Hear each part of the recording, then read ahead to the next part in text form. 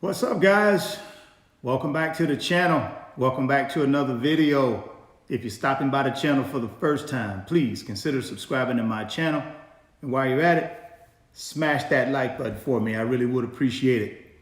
I haven't done a live stream, man, in a couple of months, so I thought, why not take about 30 to 45 minutes on a Saturday evening and open up the channel for some questions and talk a little bit about how to achieve financial freedom with no money. Because I know a lot of us out there are struggling. A lot of us really don't know how we're going to make it. And I want to spend some time, like I said, about 30 to 45 minutes, man, and talk a little bit about that and answer you guys' questions. So if you got questions around how do I achieve financial freedom and I really don't have any money, I don't know where to start, then certainly from there, I can answer as many questions as I possibly can get to tonight. So let's get started. Looks like we got some questions coming in. Do you invest in individual stocks, not just S&P?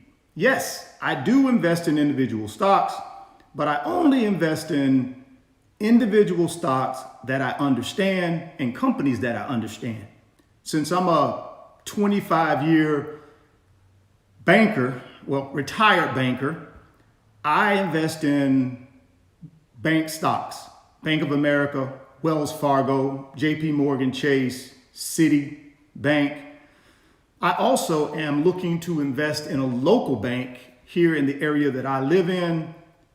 A good friend of mine and a longtime colleague of mine is getting ready to potentially start a new bank here locally in the area that I live in. And he's asked me if I would be on the board and possibly be a founder of that particular bank. And I said I'd give it some thought. So I'm thinking about that. But yes, I do invest in individual stocks, but I only invest in companies that I understand or industries that I understand. Let's see what we got here. This is your purpose. I literally just thought about this in my head and then it popped on the screen. It seems that way, man. Sometimes, when we're searching for a breakthrough and that's what's on our mind, which I believe is positive, right? I think we attract positive energy that way. And perhaps since you was thinking positive about your financial situation, you stumbled into this live stream. So that's perfect, man. Thank you for joining, by the way. And thank everybody else who's on for joining. Let me see what we got here. We got a lot of things coming in. So let me see if I can catch them here. Is the whole life insurance good for a 56-year-old dude with a great job?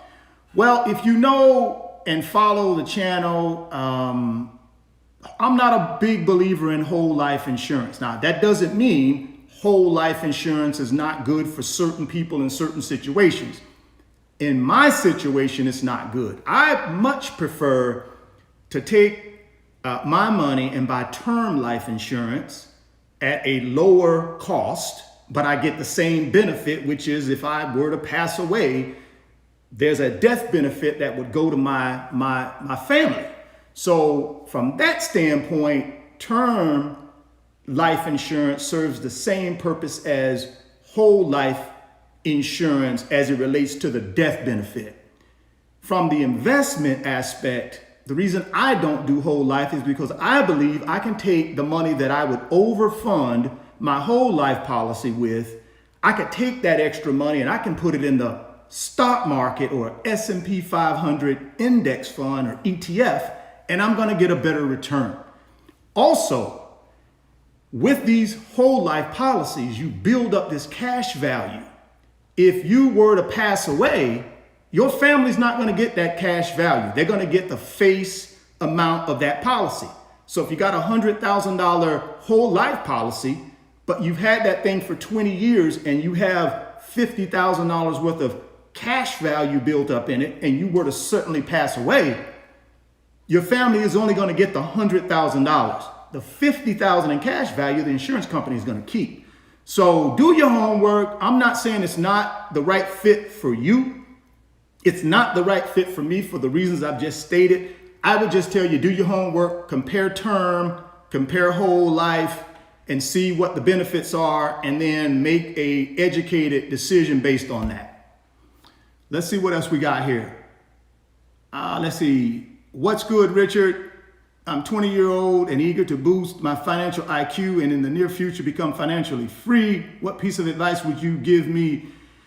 Well, to a 20-year-old, I would say, hey, do this. Follow the 4 financial principles that I've talked about on my channel quite a bit. And those 4 financial principles are: live on less than what you make. Number 2, live on a plan. Have a written budget in place. Also, have some specific short-term and long-term financial goals that you want to accomplish.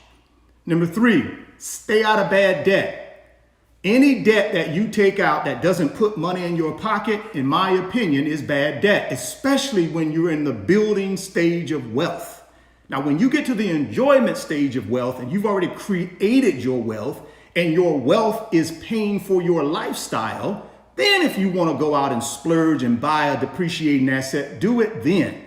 But while you're trying to build wealth, you should be taking every single dollar you can take and put it in assets that are going to increase in value for you. So when you get to the enjoyment stage of wealth, those investments will have grown tremendously and they'll be able to generate passive income for you that you can then live the rest of your life with and not have to worry about taking care of yourself as you get older. Or it would be great to be able to just have more time, more choices, and more freedom in your life, right? So that's what I would tell a 20-year-old. Oh, the last one, the 4th one is save and invest. So live on less than what you make, live on a plan, stay out of bad debt, and save and invest. Let's see what we got here. From Mississippi, what's the best way to gain assets? Well, the best way to gain assets, in my opinion, is through the big 3. The big 3 are real estate, the financial markets, or the stock market, and then building a business. Those are my 3 most important assets you can invest your time into and invest your money into, because they're going to give you the biggest return, in my opinion. Now, precious metals and other asset classes are okay, but I don't think they trump the big 3. The big 3 has created more self-made millionaires than any other asset class that I know of, right? 88% of millionaires are self-made. And I would say the majority of that 88% built their wealth through those 3 asset classes, right? So those are the 3 I would focus on. If you had $15K in a money market account at 22 years old, just recently put 23 into the market, where would you, okay. I think you're asking me what would I do? It looks like you're already in the market. You said you got some money in the market already, but you got an extra 15K. Well, what I would be looking to do is how can I take that 15K and diversify myself? I don't want all my eggs in one basket. I don't want all my money in the market. So if I want to diversify myself and create a second investment or a second asset, I would take the 15K and put it in real estate, or I would put it in a business.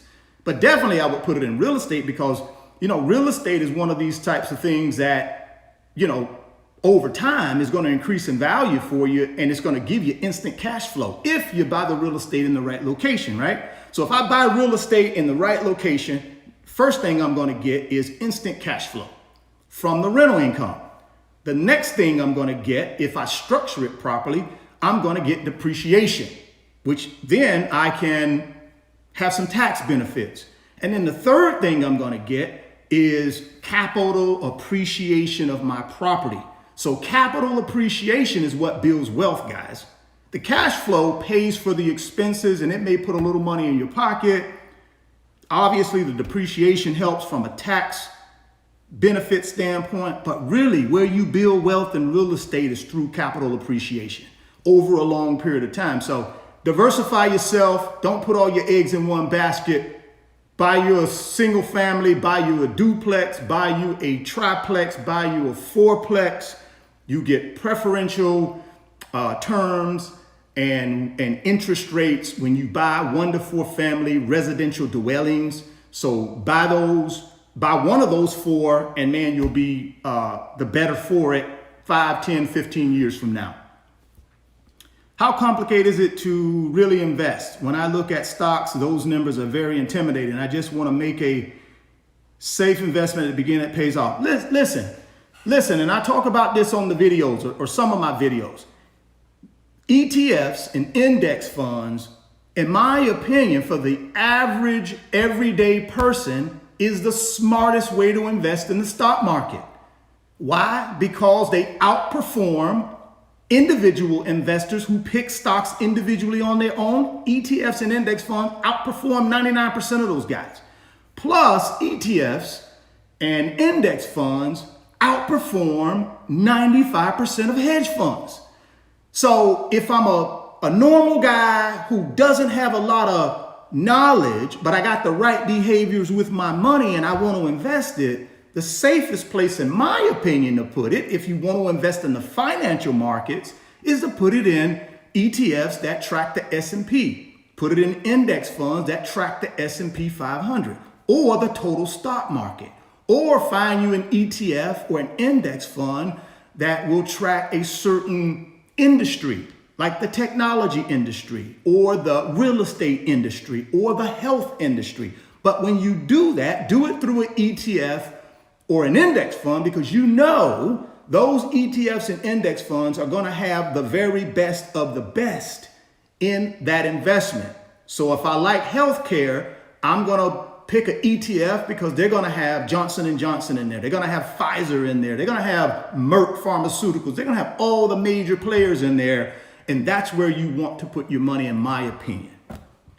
Let's see what we got here. Let's see here. Let's see here what we got. Do you watch Chris Hogan and Dave Ramsey?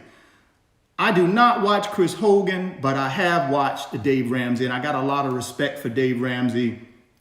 What he's done over the last 30 years is phenomenal. You know, he has helped, I'm sure, hundreds of thousands of people who didn't have the financial education that they needed in order to navigate this financial system we have in our country. And Dave has put a system in place that has worked. So certainly have mad respect for Dave Ramsey, but I also understand Dave's way is not the only way. You know, Dave has a specific way of doing things and it has worked for folks, but there are other ways to invest to get to your financial freedom. And that's the part where I disagree a little bit, because I think there are many ways. Dave doesn't believe in taking on debt. Well, I do believe in taking on debt as long as it's smart debt or, you know, good debt that actually puts money in your pocket through real estate or a business. I believe in that type of smart debt, right? Whereas Dave doesn't. So a little bit of difference of opinion, but I'm not trying to compare myself to Dave. Dave has done this for 30 years and has created a massive following that I tip it to him. You know, he's been consistent and he's been doing the hard work for 30 years, and I'm not going to disrespect him, but I don't disagree. I do disagree with some of the things he believes in. Let's see, can you talk about real estate and what's the key to do it? I can tell you what the key to real estate is go buy a piece of property. That's the key to it. Right location, right? Number one thing you want to do with real estate is you buy location. And then when you find the right location, you go into that location and you look for value. If the market says an average property in that location is 300 grand, then you need to be looking for value. You need to be looking for properties that are around 250, 225. That way, when you buy that property, you have instant equity in a great market, and you put a little bit of TLC into it, maybe some paint, maybe some landscaping, maybe some new appliances, and you bring that property up to the market value. So you buy it at 250, you put about 10 grand into it, and then you instantly have $40,000 worth of equity, right? So that's what I would say. And then the third thing I think you got to do with real estate, let's go back through that. First thing is you buy location. Second thing is you buy below market. Third thing is you hold it. You put tenants in it and you take care of those tenants, right? Now, how do you find good tenants? Well, you find good tenants by pre-screening them, right? That you make them fill out an application, right? That you then take that application and you're going to pull their credit. You're going to do a background check on them and you're going to do employment verification. Now, if they pass all three of those and you're comfortable with them, then you rent the property to them and then obviously you hold the property long term. So those are the things I think you got to do with real estate. It's not that hard, guys. Real estate is pretty easy. I did it for 25 years that way. It's not very hard. Now, obviously, you're going to have income because you're going to have to qualify to, unless you're independently wealthy and you buy all your properties in cash. But if you need a bank to loan you money to leverage and get into real estate, guess what? You're going to have some income.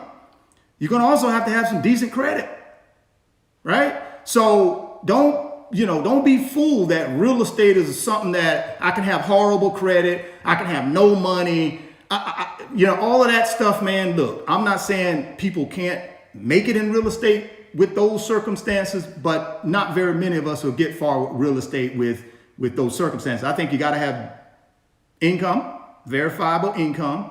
I think you also got to have decent credit. And then I also think you got to be in the mind frame that I'm going to buy location first. I'm going to buy below market. I'm going to put a good tenant in that property and I'm going to hold it long term because really I build my wealth through capital appreciation of the property, not the cash flow. Let's see what we got here. Let's see here. How can I use my financial advice? Okay, guys, the questions are coming fast, so I apologize, but just hang in there with me. How much should you make a year before you buy a home? I want to be prepared.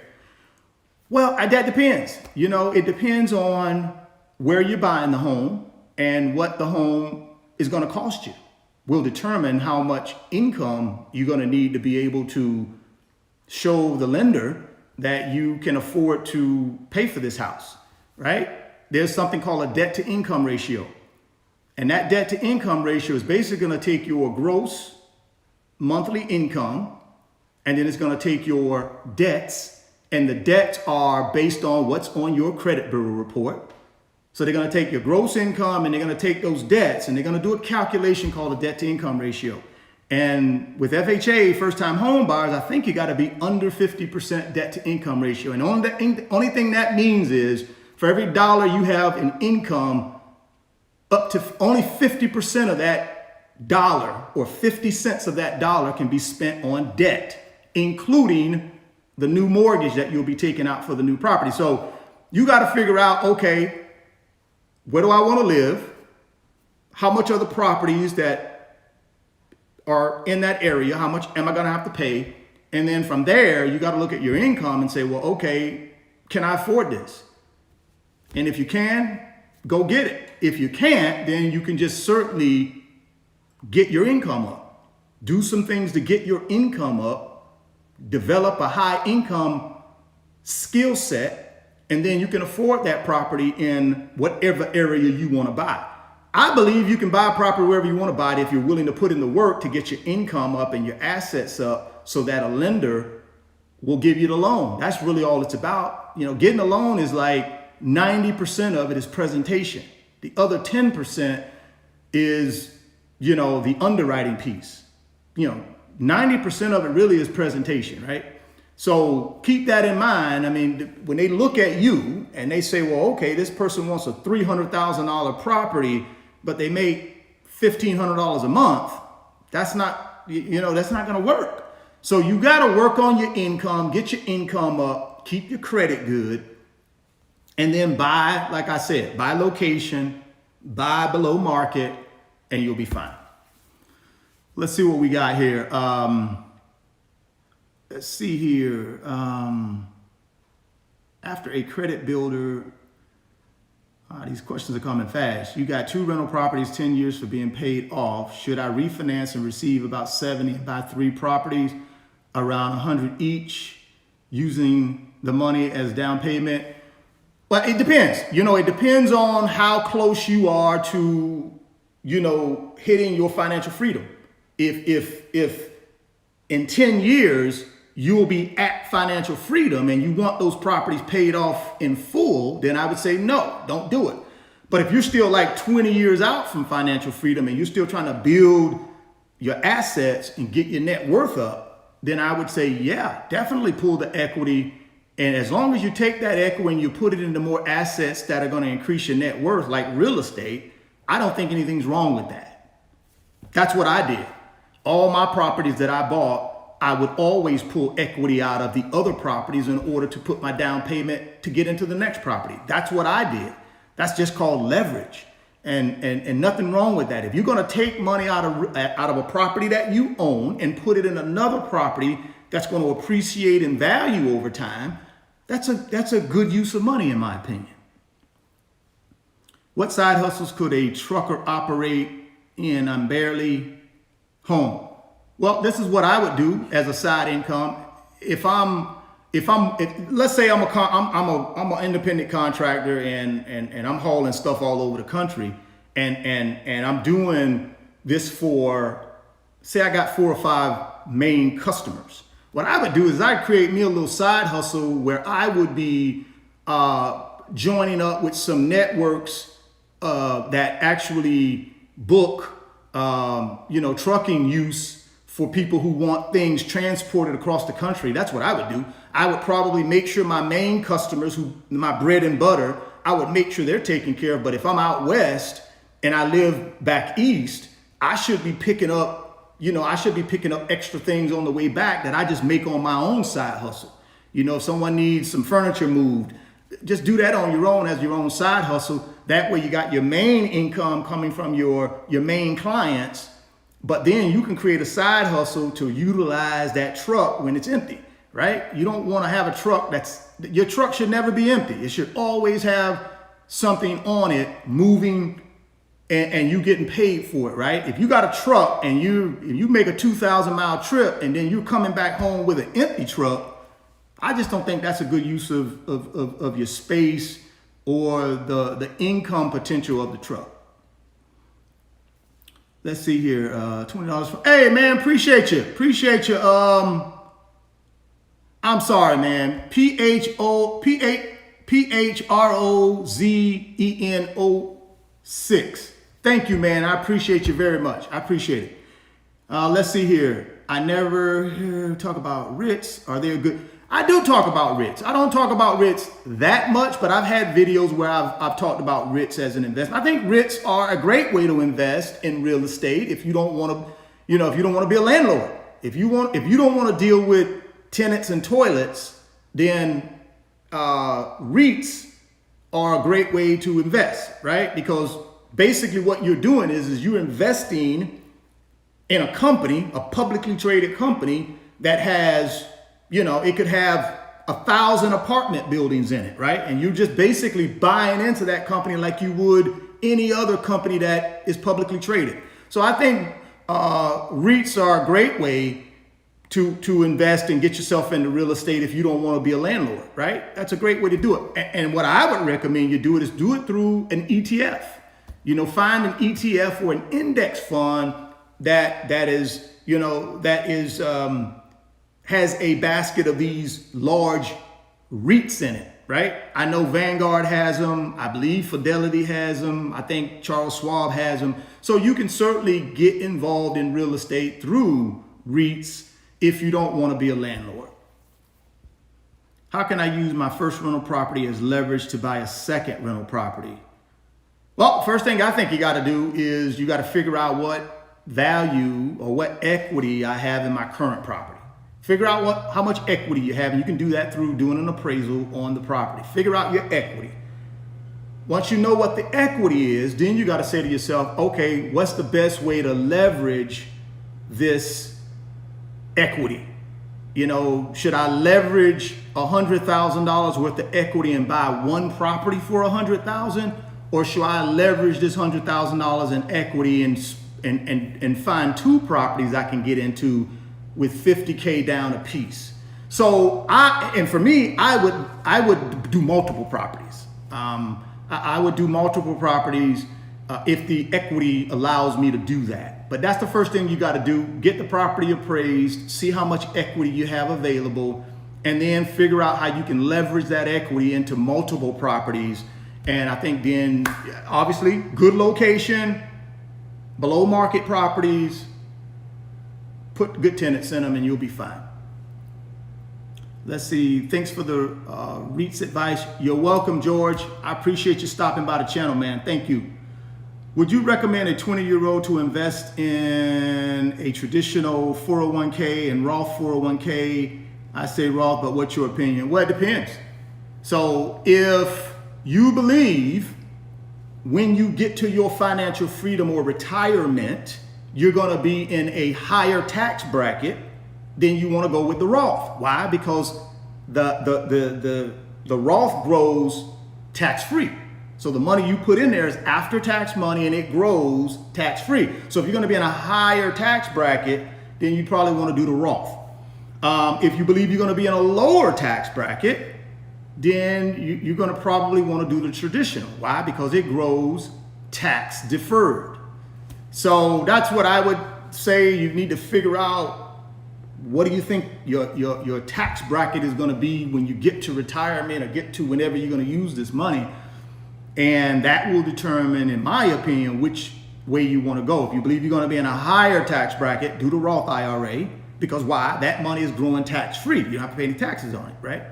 If you think you're going to be in a lower if you think you're going to be in a lower tax bracket, then go ahead, while you're earning a bunch of money now, put that money in a traditional, because it grows tax deferred. And by the time you get to your retirement, you're going to be in a lower tax bracket. So you're not going to have to pay that much money on that. So those are the things I would tell you to consider.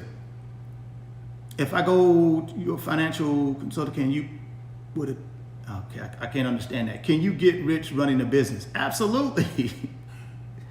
You can get filthy rich running if it's the right business, right? If you know how to scale a business, if you go out and find a problem that people need solving, and you build a business around solving that problem for people, and you manage the business properly, and you reinvest back into the business, and you multiply yourself by hiring the right people that can duplicate your efforts, then absolutely, man, you can get filthy rich. What would you recommend? Would you recommend buying a property and renting it out as a shared house for? I don't think I understand that. I'm sorry, man. Maybe you rephrase that question. Thanks for your ongoing advice, and the sense is greatly appreciated. Any city in Florida you recommend to invest in a gated area? Yeah, I think you certainly can look at Tampa, Florida. You can look at Sarasota, Florida. You can look at Fort Myers, Florida. You can look at Naples, Florida. I think you can look at Orlando, Florida. I think those 5 areas is going to give you the biggest bang for your buck. Now, you can go to the east coast of Florida, but they got 4 million people down in Miami and Dade, so it's very expensive over there. You can get some great real estate, but it's going to cost you probably 30 to 40% more over on the east coast than it would on the west coast of Florida, just because of the number of people they have over there and the industry that they have over there. They have a lot of import export. They're near the Caribbean, so you got a lot of dual citizens or folks that. So it's a very expensive place. But I would say stick to those 5 cities that I just mentioned, and you can find amazing gated communities that you can buy really good real estate in, and get great cash flow while you hold a property. And then obviously you're going to get super great appreciation on the property, because Florida is a destination state, right? People want to come here because of our tropical weather, at least in South Florida, our tropical weather that we have all year around, right? So it's a destination state. what is the best way to what is the best way to do real estate? The best way to do real estate is figure out what your purpose for real estate is. Sit down, figure out your goals. If you want to invest in real estate, you need to have some goals associated with that real estate. What do you want the real estate to do for you? Do you want it to build wealth? Do you want instant cash flow to take care of yourself? What do you want to do with real estate is going to determine how you build a real estate business, right? So that's the first thing you need to do. Figure out why you're doing real estate and what type of outcome financially you want to get from real estate. Thoughts on townhouses versus single families as far as out-of-pocket expenses over time? Great question. I'm a single family home guy because I think in good and bad times, people need somewhere to live. And I think most people prefer single families over townhouses. And I'll tell you why. Because with a townhouse, you're going to be connected to other townhouses. Either you're going to be on that first floor or you'll be on the second floor, and it's really tight, right? So most people, in my opinion, at least that I have encountered, they prefer single families over townhouses. And in the area where I live, the single family home is going to appreciate better. And you're going to get better rental income from a single family as opposed to a townhouse. Now, could be different in other parts of the country, but in Florida, Southwest Florida, where I live, it's better to have a single family than it is a townhouse. That's just my opinion, and that's just specifically for the area that I live in. New York City real estate, impossible prices, any thoughts? Yeah, I tell guys all the time in my financial mentoring and coaching sessions, if you live in New York City and you don't want to buy real estate in New York City, then find, Connecticut, PA, New Jersey, some of these places that are a few hours driving from New York City, and buy real estate there. Connecticut, New Jersey, Pennsylvania, places like that, you can buy real estate at a reasonable price, get good rental income, and get good appreciation. So you don't have to be pigeonholed just to buy real estate in New York if you don't want to buy real estate in New York, and still just live there, but buy in one of those states that, is adjacent to New York.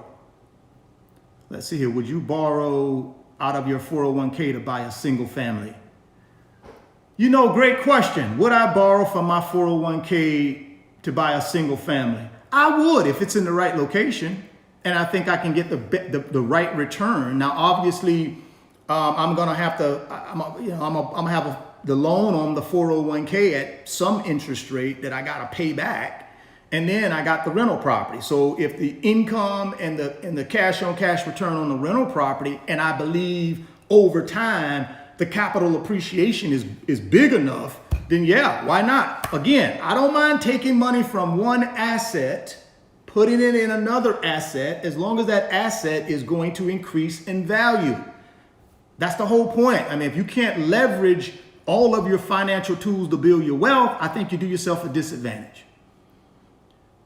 Let's see here. I need to go to work soon. Can you have this YouTube video? Very good advice. Yeah, I'm gonna leave the video up on the YouTube channel, I believe. I think I did this thing right. I'm not that good with technology and these live streams and things like that, guys. So I'm certainly planning on leaving it up. So if you guys want to come back and revisit it, go ahead. Have at it. Would you buy? Let's see here. Can I buy a house with $447,000 in income? Once again, man, that depends on where you're buying the house at and what the house costs. You got to figure out where you want to buy and what the price of the house is and what it would cost to get a mortgage. Obviously, normally in a normal situation, you'd want to put, 10, 20% down on the house, so you'll need some down payment money plus closing costs. And then you got to make sure your monthly income can support the monthly mortgage payment and all the other things that you have on your credit report. Remember, I talked about that debt to income ratio. You got to make sure that's in line in order for you to be able to get a loan. What are your thoughts on buying empty lots down in the inner city until you buy up the block? That's up to you. I mean, that's not my strategy. It's not something that I'm interested in doing. But if you feel like, hey, there's going to come a time at some point in the future that some type of revitalization is going to be done in that area, and prices are going to skyrocket, and you can get in early and buy up some lots and at a cheap price, and then something's going to happen in that area to make, prices increase. Go ahead and knock yourself out. Not my cup of tea, but people make money doing that all the time. You just have to figure out if it's the right fit for you. Knowing what you know now, what is the first thing you would do to start your YouTube channel? Knowing what I know now, I would just pick up my iPhone, smartphone, whatever it is, and start making content that I enjoy making. For example, if I'm a guy that loves nature and I like to take hikes and I like to, do camping trips and all of that kind of stuff, then I would just make videos about that, because guess what? There are millions of people out there that love doing the same thing. See, it's always other people out there that like doing what you do. See, the biggest misconception for a lot of people that they think about YouTube is, oh, I gotta be this well-polished individual. I gotta look a certain way. I gotta have the right equipment. I gotta be, no, you don't. I mean, I'm on a cell phone right now doing this live stream. I ain't shaved in 2 weeks. I'm in my living room, in the kitchen. It doesn't matter, man. What matters is you make content that you believe in and you are okay with, and just be who you are and make the content. The people will come to you, man. You will find your audience. If you do it consistent, upload, be true to yourself, make content that you like. Forget all this make content what other people like. Make content that you like, because there are people out there that like the same thing, right? If you like taking pictures of bugs, guess what? Document it. Put it up on YouTube. There are other people out there that like taking pictures of bugs. There are other people out there that like looking at bugs, right? You're not the only one. So that's the biggest misconception. And that's what when I first started this channel, it was a car channel. And I tried to emulate and copy some of these guys that have really good car YouTube channels. And it didn't work for me because it wasn't me. I wasn't being genuine to who I was. So the channel never did anything, right? And I got frustrated and just stopped making videos because I was trying to be somebody else instead of just being me. So after I figured that out, and I said, you know something, really what I want to do is I want to do financial education. So about 2 years ago, year and a half ago, I started doing videos about financial education and not cars.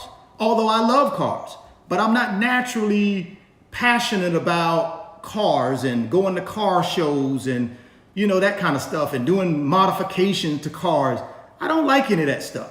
So I decided, hey, I'm gonna do financial education. That's something that I'm passionate about, helping people, sharing my experiences, how I invest, how I got the financial freedom. And when I started doing that and just being me, things started growing on the channel because I started finding my community of people who could connect to me. And I was just simply being me, sharing with people what made me successful and how I invest in real estate, how I invest in the stock market, how I create additional streams of income, how I pay for my cars with these investments.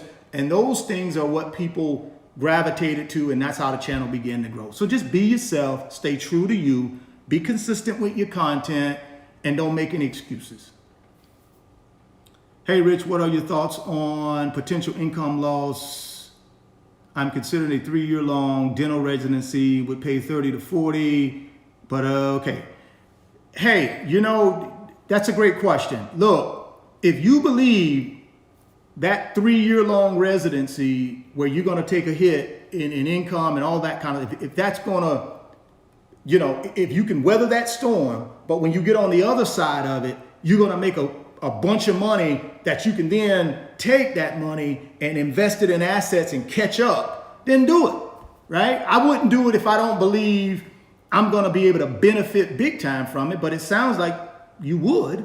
I don't know what a dentist makes, but I'm assuming that they make a decent living. The question is not, well, you got to make money, but really the real thing you got to do is keep your expenses low and invest that money in assets that will grow for you over time so you don't have to be a dentist till you're 70. That's really the thing you want to think about, right? But yeah, if you believe the payoff is worth it financially, then go for it, man. Yes, I do like watches, big time watch guy. What kind, what, let me see here. Richard, do your own thoughts on the property. All right, guys, I think we got about 5 more minutes and then I'm gonna wrap this up. So let me see if I can get some more. Rich, what do you think about wholesale real estate? I think it's awesome, man.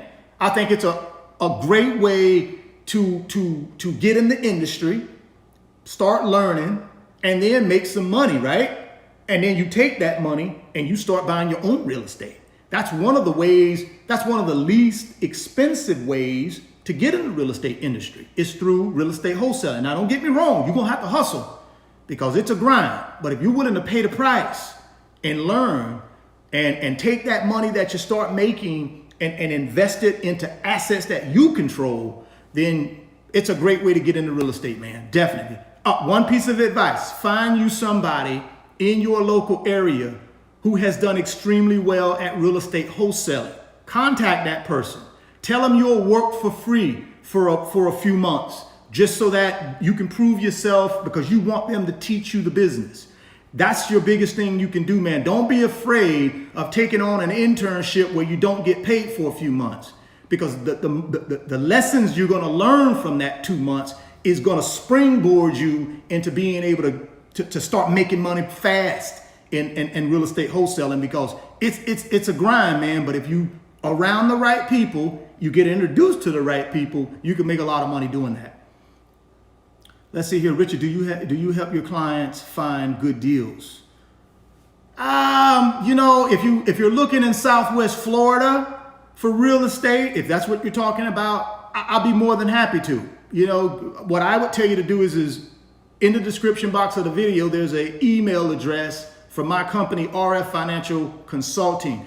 Shoot me an email, and if you're willing to invest in yourself, pay for a financial session with me, then absolutely, man, I'm wide open to answering any questions you have. And I certainly can link you to the right people here in Southwest Florida who are in the real estate business that can certainly look out and help you find good deals down here if that's what you want to do. But you got to contact me through the company, and then we got to sit down on the phone via Skype, via Zoom, and have a conversation. And then from there, I'll have a better understanding of what you're looking for. Hey, Rich, what are your thoughts on buying property and renting it out as for shared housing for students? I think it's fantastic. I think that's a technique right there in real estate. That's a cash cow, because especially if you are buying real estate near a university or a college, people, you know, these kids, they always need a good place to live. I think you can maximize your space by having multiple people rent out rooms as opposed to renting one house. Say you got 4 bedrooms, you rent all 4 bedrooms to individual students, and you maximize the cash flow possibilities of the property. I think it's a great idea. All right, guys, I got about 2 more minutes and I'm gonna sign off here, or at least try to sign off. Let me see what we got here. Richard, I hear there's going to be a recession. I doubt it will be. I don't think it'll be a recession. I think we're going to be fine. And if it is a recession, you know, there's a great opportunity there to buy some assets at deep discounts. From what I know, recessions don't last that long. The last 2008 recession, I bought a bunch of real estate, made a bunch of good deals, and in 2014, sold them all, made a ton of money. So recessions are not all that bad. Now, don't get me wrong, for the people who suffer through that, I'm not saying that's bad. I mean, that's good, that's bad. But I think for investors, recessions are a great way for us to pick up really good investments and then hold them and then cash out at some point and make a lot of money. Last question, and I'm signing off, guys. Starting a clothing line, any advice? Yeah, if you're starting a clothing line, I would say go buy Damon John's book, some of his books, because you know he started FUBU with no money. So if you're looking to start a clothing line, go track down Damon John on Instagram and find out about his books, where he talks about his time when he started FUBU. I think that'd be a good read for you, and hopefully answer a lot of your questions with your closing line. All right, last question, and then I'm gonna sign off here. Let's see here. How do you get a? Let's see here, Richard. What do you think about gold? I think gold's great. Not again, precious metals is not my cup of tea. But I think obviously gold's been around since the beginning of time, right? And it used to be the gold standard for the United States. So listen, gold is fine, man. If you feel like that's a great asset class for you, go get it. For me, it's not the right investment, but it may be for you. Do your homework and then, move ahead. Thank you guys. It's 45 minutes, man. I'm gonna go ahead and sign off. I appreciate you guys for jumping in and being a part of the live. If you're stopping by the channel for the first time, please consider subscribing, share the video, smash that like button for me. Thoughts become things. If you can see it in your mind, you can hold it in your hands. You guys keep chasing your greatness. Never stop believing in yourself. I'm gonna catch you on the next video. Peace.